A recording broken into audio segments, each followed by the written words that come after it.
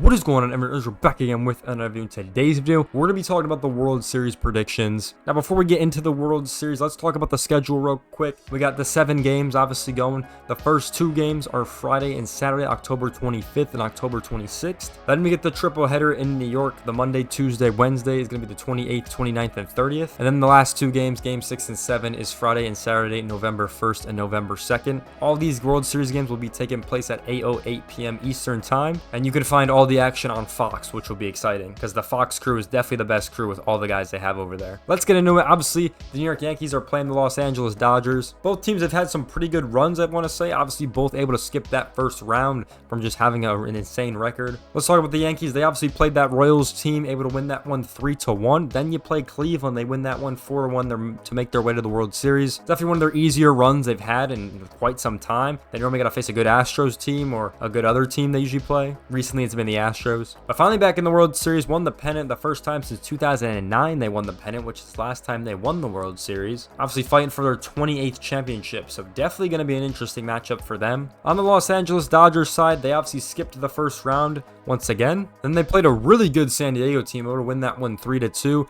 Then they played the Mets hot team, they able to win that one 4-2. To make their way to the World Series. Obviously, they won the pennant. The last time they won the pennant was 2020, and they obviously went on to win in 2020. So a very exciting matchup we have here. I think these are like the 2 titans of baseball. If we look at the season series, these teams played 1 series in New York, and the Dodgers ended up winning it 2-1. So that's the only time these teams have played, and that was with different lineups and different rosters as well. So kind of hard to judge that one. Obviously, after the trade deadline, we got new players on both teams, so it can be kind of hard to test the odds on that. But definitely be interesting. If we look at the game 1 pitching matchup already, we have Garrett Cole going for the New York Yankees, and the Dodgers don't have anyone as of recording this video. I imagine it will be Yamamoto just because he was probably going to go game 7 if they played the Mets in that one. But we'll wait and see who they choose. Definitely got some good pitching on both sides, so we'll wait and see. But definitely going to be a good series. Let's talk about the Dodgers team. This team is currently favored to win by all the bettings right now and all the odds. And I think that's because they have the home field advantage. Obviously, they have game 1, 2, 6, and 7 at home. And they have that because they had the better record between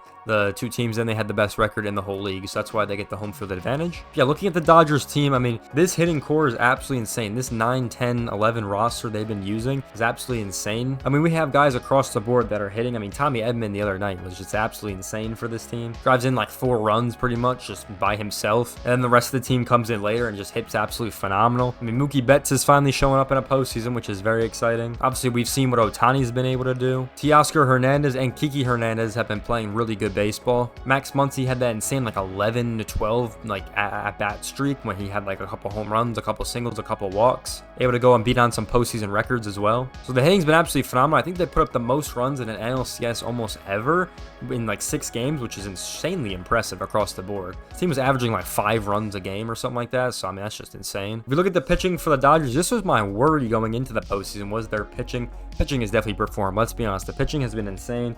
They had that like what 30 inning like scoreless streak that they had, which is just crazy, which is definitely impressive across the board for the whole pitching staff. We talk about the pitching now. I really want to say the bullpen has been insanely good. I've really liked what I've seen from Blake Trident. Michael Kopech looked really good. There's a lot of players that they have that are just phenomenal in that pen. But the Dodgers have just looked absolutely phenomenal. I mean, this team is just insanely good. The hitting core for the Yankees has been pretty solid with Judge, Soto, Torres has looked really good in the postseason. That's something I will say, he's looked phenomenal. Volpe has a lot of singles as well. Jazz Chisholm has also looked pretty decent. I'd like to say the hitting core for the Yankees is definitely pretty good. I don't think it's as good as the Dodgers though. And on the pitching side, the starting pitching I feel like is better than the Dodgers. I feel like Cole and Rondon have looked pretty solid throughout the postseason. I feel like those pitchers have put up some really good pitching performances, but the Yankees have also kind of played some weaker opponents in my opinion, so you gotta kind of weigh that into a factor. And then the bullpen for the Yankees has really not looked good. I'm gonna be all the way honest. I don't think it's been that good. They've obviously had some struggles versus Cleveland, but I feel like most of that comes down to Aaron Boone's fault, to be honest. I mean, he used Luke Weaver and Clay Holmes like 4 games in a row for some reason,